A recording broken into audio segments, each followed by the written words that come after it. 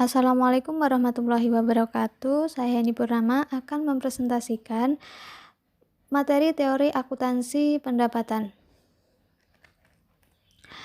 Pendapatan menurut PSAK adalah arus masuk bruto dari manfaat ekonomi yang timbul dari aktivitas normal perusahaan selama satu periode bila arus masuk tersebut mengakibatkan kenaikan ekuitas yang tidak berasal dari kontribusi penanam modal.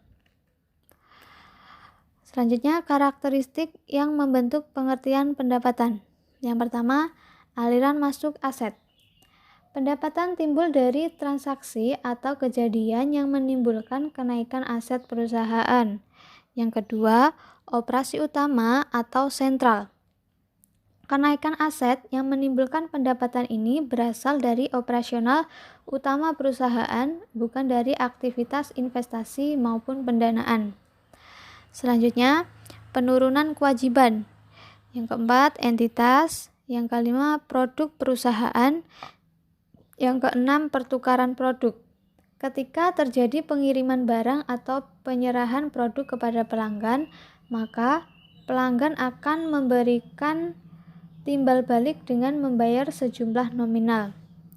Yang selanjutnya, berbagai nama, dan yang terakhir, kenaikan ekuitas.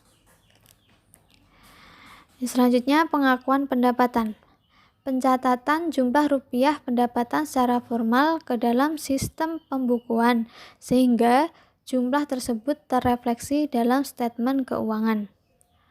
Untuk pendapatan sendiri di sini merupakan jumlah yang dicatat secara resmi dan diakui pada saat pengakuan pendapatan dan tidak boleh menyimpang dari landasan konseptual yang telah diakui menurut kriteria dan keterandalan. Untuk kriteria pengakuan pendapatan dibagi menjadi dua konsep penting. Yang pertama, pembentukan pendapatan, dan yang kedua, realisasi pendapatan. Kriteria pengakuan pendapatan. Pendapatan baru bisa diakui setelah adanya produk telah selesai diproduksi dan penjualan benar-benar terjadi lalu ditandai dengan penyerahan barang. Untuk itu, pengakuan pendapatan harus dipenuhi ketika adanya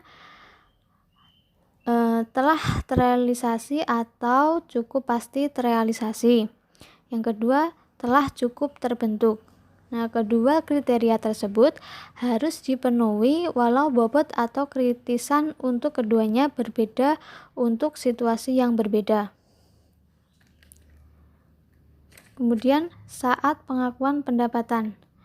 Kapan kedua kriteria pengakuan dipenuhi, yaitu pada saat yang pertama, saat kontrak penjualan disepakati.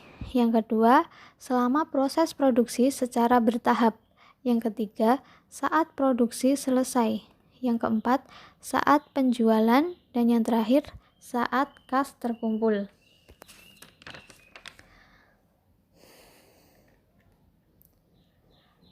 Kemudian, saat pengakuan penjualan jasa. Sejalan dengan pengakuan pendapatan pada perusahaan, perdagangan, atau pemanufakturan, terdapat pedoman umum.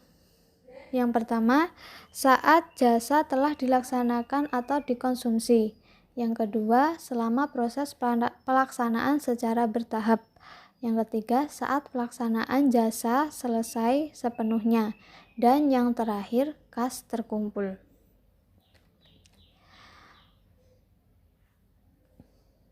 Pedoman umum pengakuan pendapatan.